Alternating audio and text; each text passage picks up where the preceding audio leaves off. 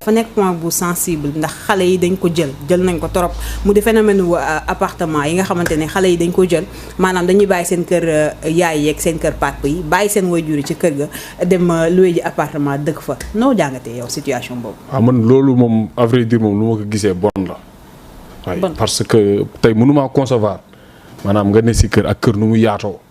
xam nga dund ak say parents tey am na ñoo xam ne bëgg nañoo dund ak seen parents mais amuñ occasion boobu. tu vois yow yàlla may la xam nga ba nga ne si biir kër macha allah jóge fa di dem di loué ji ay appartement te la plupart des filles yi nga xam ne yi dem di jël appartement ay tëddante ñoo koy ab di invité seen far yeeg di def naka sudul noonu qu'on se dise la vérité parce que fi mu toll nii dëkk bi dafa tas. da nga soxor ci xale. non bu ñu waxantee dëgg fi mu toll nii mami dëkk bi dafa tas te li ne ci dëkk bi yëpp kenn mënu koo wax. ba tax na man tey jii su ma gisee nit koo xam ne maanaam xam nga jóge na seen kër yooyu noonu dem di jël ay appartement lan moo ko fi jar. dara jaru ko fi tey même su fekkee da nga xam ay dañ la bundu xatal sa gaale wala dara gis nañ fi lu ne au fait. kon man je trouve pas que ni loolu lu baax la. su ma déggee ni ngay waxee maanaam yow àndoo ci phénomène boobu noonu. non ànduma ci parce que loolu jëmalewul dëkk kanam.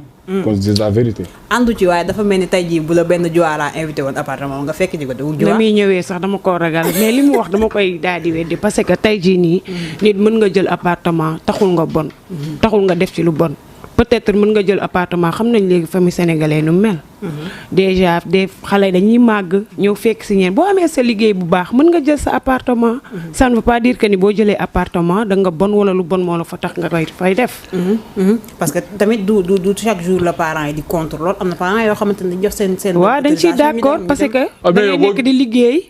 di fayal sa bopp la plupart ñi seen parents yi di jox autorisation demal kii nii waaw nga jël sa appartement boobu ay góor a leen koy defal. déedéet parce que tey jii dañuy nekk ak koo xam ni xam nga benn fu bu ñaax fay la nii mi ngi liggéey peut-être mën na bàyyi sax soxnaam gàlle mais muy ñëw foofu jëloo ko appartement mu fay dalloo.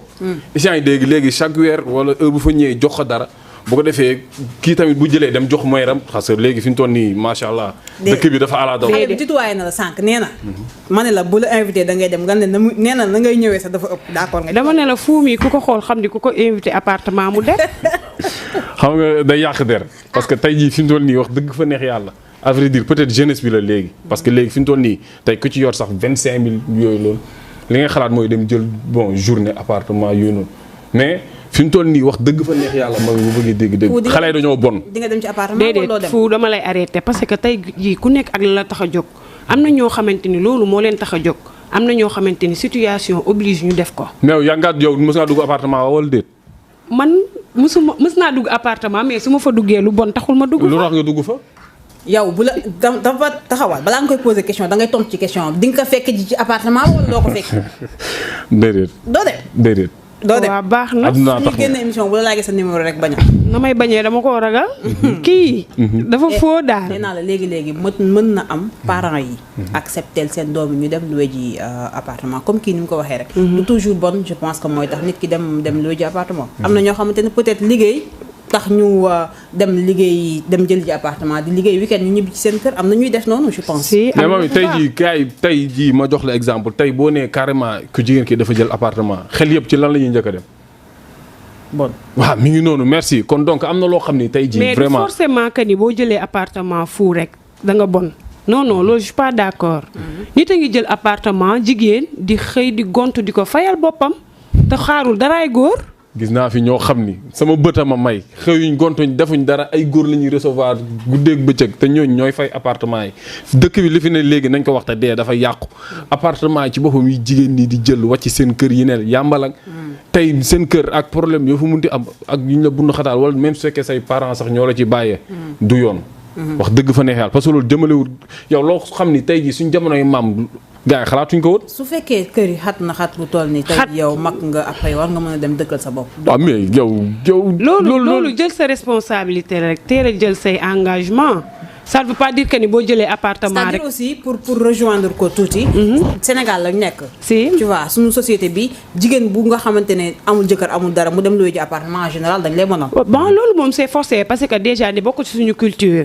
c'est bokk ci suñu culture mais loolu noonu ça ne veut pas dire que ni li ma la bëgg a xamal mooy. nekkul nit ki waa boo jëlee appartement rek da nga bon. nit a ngi jël appartement di ko fay.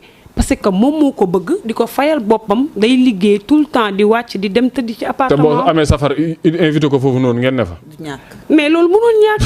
loolu yëfi nit la. gis nga góor ak jigéen fu ñu wéet am na lu fa la dañu waxante dëgg. mais yow sa kër parent sax da nga fay recevoir sa far te pourtant bu ñëwee da nga koy dugal sa biir nekk c'est pareil. mais tey mami ma jox la exemple. non sa kër parent. même si sa copain ñëw seet si la. je ne pense pas que soo duggee ci biir nekk bi di nga xëcc buntu nekk. vraiment doo ko xëcc tëj mais buntu bu ñu tëjul tamit nit ki daal nit ku nekk yow yaay sa magum bopp loo bëgg mu xew day xew. foo mënti nekk mën na faa xew. waaw. tey en tant que jigéen yow boo demoon ba say parents c'est-à-dire autorisé la nga génn dem lu ji di nga ko def. bon waaw. sachant que sénégalais mën nañ la xalaatal. non man moom d'une part sénégalais li ñuy wax man xam naa sama bopp xam naa man maay kan xam naa lan moo tax ma jël appartement. dama koy jël. fayal ko sama bopp nekk ci te lu bon taxul ma jël ko tamit. nga koy fayal sa bopp. waaw benn fou bu ñëwoon proposé la fayal la appartement bi danga di nga nangu. ba léegi day gën a yomb rek. gis nga li ma doon wax sànq peut-être mami mooy répété wu nii di ñëwaat. parce que tey jii xam nga tey jii nañ waxante dëgg te yàlla tax tey jii moom wax dëgg fa neex yàlla kii. tey ci biir waxam nee na carrément bu fekkee wutal xam nga yooyu noonu permettre nañ ko pour mu dem jël appartement wala ñu ko am ko koy fayal da koy dem defi te man tey jii benn fuu mi du dem xam nga ñàkkatooy xepp liggéey ñëw di la fayal appartement chaque weer te doo ci am dara de retour loolu amul. mais yow fu nga wax keneen la nit ku nekk ñay baax a ngi baax ñay bon tamit ñu ngi bon nit ku nekk ak la la tax a jóg. est-ce que tey góor dina yëkkati xaalisam di la fay appartement uniquement juste pour fayal la ko nii te dara du xew. mami bien sûr loolu am na beneen pensée derrière. bien sûr loolu am na fi te bëri na fi. sa xam la mooy problème jigéen ñi dañoo bëgg ne carrément ñoo gën a muus góor ñi. affaire bi du muus. waaw am naa sama benn copain boo xam ni macha allah dina ma defal loolu ak loolu wala loolu mooy fayal sama appartement fekk ni moom lu muy encaisse du ko wax kenn chaque jour kooku ngi ñëw di ko tëddee nañu waxante dëgg. non. fu mun nga bàyyi waxu tëddee sama biir émission wala. kon c'est que dañ may énervé lu gis nga vulgaire ci xale. mais fu bii nag xam nga lan la yow nag instant bii nii li nga mel noonu ngay wax daa mel ni de. ñëpp yemuñu. góor bu nekk ak la ko tax a jug ci jigéen am na koo xamante ni dalay fekk nga bon mu ñëw defar la. am na koo xam dalay fekk nga nekk ci appartement di ko fay di naka su dul noonu. mu ñëw génnee la ci loolu ne la carrément dama la koy fayal te yàlla tax. loolu mënul nekk. mën na nekk. d'accord nga kon. dëgg na loolu moom dëgg la moom mais wàllum jël appartement ci jigéen. dama ko mës a nangu. parce que bokkul ci loo xam ne dama la tegal ay possibilités. tey sa kër mën naa tuuti. comprendre nga nekk sa yaay sa papa ak sa ay rakk ngeen yor par exemple benn ab studio. yéen ñëpp du ngeen bokk fanaan. soo demee ba am liggéey boo xamante ne war na la mën a permettre nga fay sa néeg wala sa appartement est-ce que doo di ngeen defi ko. waaw léegi yóbbaaleel si ki nga xam ne mooy sa sœur la wala dara ngeen dem dëkk ji yéen ñaar mais pas yow kese nga dem defar meuble sa néeg yow kese nga tëdd fa di xëyee ko jug soo ñëwee envoyé maire bi. dara non du xëyee ko jug di ngay xëy di liggéey boo ñëwee weer bu dee nga compter sa xaalis fay. loolu yaa ko ñàkk jëriñu. góor ñi duñu def dara ci. non mami si am na góor ñoo xamante ni moom luñ def lu nekk rek am na luñ ciy séentu mais am na ñoo xamante ni séentuwuñu ci dara. waaw da nga am koo xam ne séentuwul dara ci li muy def. waaw. c'est-à-dire da nga ay nit ay waxtaan. man li ma jaaxal mooy da ngaa maîtriser situation bi tellement. est-ce que bokkoo ci ñuy dem di fay ji appartement yi tamit. loolu lay nduru de parce que le fait que mu insister ci côté bii nii. non c'est que gis na mami ñun ñëpp ay jeunes lañ. te maanaam lenn tey jii lañ mën a la ñuy xam tey jii su fekkoon dañuy waxtaan loo xam ni tey jii fekkee wuñ ko woon dañ ko xam mais loo xam ni dañ ko dund peut-être ba romb ko xam nga dañ ko dund nii ak mooy loolu. kon donc man loolu buñ ci ñëwee nii ak loo xam ni macha allah gis naa ay nit ñu leen di fayal ay appartement. ba pare chaque jour que jëfee dañuy tëdd ko jug wala ñu yor seen benn saak dem. fu leen neex suñu dikkee ne waaw wàcc naa xëy naa wàcc di jéem a camoufler loolu alors que ni kenn ngi nekk fee di ko fayal bu mbaraanee kii mbaraan kee heure bu nekk ak nii heure bu nekk ak maanaam kuy dugg da ngay gis sax des fois am koo xam ne day prolongé fanaan ci appartement bi te yooyu noonu yëpp duñ ko wax gis na gars yi ñooñ bàyyi si ñuy def seen xel yi mooy que ni tey jii nii coolul yor na appartement maa ngi xëy di wàcc yow yaa ngi xëy di wàcc mooy loolu seen kër li nga fa jot a nekk ba nga am tey jii dem am benn 20 ans wala 18 ans li nga jot a xaar foofu noonu boo xaaree benn 2 ans peut-être yàlla dina la jàppale ba nga am góor gu baax ku ñëw takk la mais pas ay jël appartement loolu du solution ci jigéen. avril dinañ waxante am na ci ay parents yoo xamante ne aussi ñoom le fait que seen doom yi dañuy ñëw di leen jox xaalis nii rek dañ leen di permettre ñu dem jëli ci appartement ñoom wala ñu dem di fanaan ci appartement yi dérange. mais mami c'est pas tous les parents du ñëpp am na ñoo xamante ni booy génn si seen kër say parents dañuy wax ak yow waxi nit bàyyi la ak sa xel xam ni instant bi nii màgg nga. waxi nit daa tegawti léegi. ndax xale yi dañuy dégg waxu kilifa yi. mais ñuy dégg ñu ngi dégg. mami nit a ngi dem def lu ne gaañi ci dëkk ba. bu ñëwee taxaw xam nga ne la yaay waa sama bopp bi. mais nit a ngi dëkk biir kër yaayam fekk toj na dëkk bi ñëw toog. nit a ngi dëkk biir kër yaayam di def loolu. gars yi dañoo conseillé ba sonn di def loolu. waaw nit mu ngi dëkk biir kër yaayam jigéen. di def loolu. def lu bon mais ça ne veut pas dire que ni ki dëkk ci appartement bi rek kooku la ñuy balaa. kooku gën a fës la parce que kooku lañ naan caga la. mais bien sûr. parce que ki dem dëkk ci appartement ñi nga xamante ni ñu ngi seen biir kër yaay. mais xam nga tey surtout loolu waaw di taxawaat di dem di ñëw. xam nga tey jii nii am na loo xam ne tey jii maanaam boo ko defee ku dee ci marché yaa tàggee sa bopp parce que tey jii nit a ngi nekk bon kër yaayam kër ci ay parents am toog di dem ak ñëw peut-être kenn xamalu ko mi ngi toj dëkk bi kenn xamalu ko mais tey jii góor bu ñëwee gis kii mi ngi ci kër ay parents am ak kee ku baax kee sax mi ngi ci appartement kii lay gën a wóolu ku nekk kër parents am bokkul ak ki nga xam ni mi ngi dee ci ay appartement loolu moom kenn mënu koo dogal ci dëkk yi ba mu doon lu baax su fekkee nag ay tubaab yi la ñuy roy wala gii nii nasaraan yeeg yooyu teguwul à l'âge de 18 ans nga dem waaw yii nii nga moom sa bopp vraiment ñu dem tëddee la ba nga tas mokk bu ko defee. ay man fu mi nañ waxante dëgg. lenn laa bëgg a xamal ni sénégalais yi li ñuy jàpp amul ci appartement yi ça veut pas dire que ni da nga jël appartement rek da nga bon wala lu bon moo la fa tax a jóg des fois comme ni ma ko waxee au début sa famille doo fa mën a nekk xale yi màgg nañ.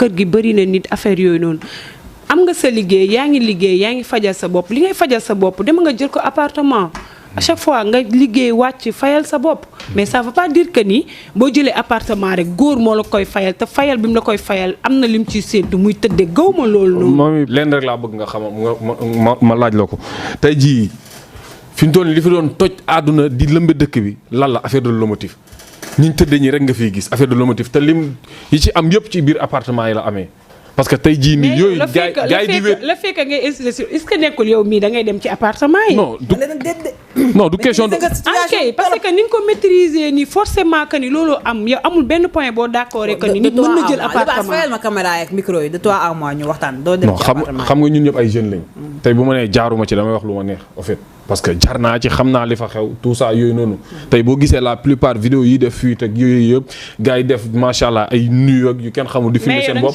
loolu doo ko def seen biir kër da nga cee jaar ba bàyyi kon est-ce que nekkul jeunesse bi tamit dañ ciy jaar après ñu bàyyi gis nga esprit bi liggéey yow yaa ngi liggéey war nga mën a fayeeku loo xamante ne ni nga ciy fay sa appartement en fait yow sa bopp tamit c'est possible bëgguma à chaque fois muy répéter la même chose que ni jigéen bu amee appartement rek dañ koy tëddee dañ koy fayal loolu nanguwuma ko yow boo doon luy appartement tey jii da ngay dem liggéey fayal ko sa bopp góor ñi dañ la ko fayal ko sama bopp te sànq ci biir waxam ne dégg nga voilà mais gis nga boo gisee góor bu la ko fayal da ngay jël mais góor du la tëddee comme ni mu koy waxee pour fayal la appartement mami gis nga ñi ko fay dugg nii ñëpp ñi fay dugg nii ñëpp laa au début xool leen dañuy fresh macha allah cool mais 1 mois 2 mois yàlla xam ne ngi seen ween yeeg seen taat yëpp wàcc mooy loolu nañ waxante dëgg te yàlla tax nañ waxante dëgg te yàlla tax.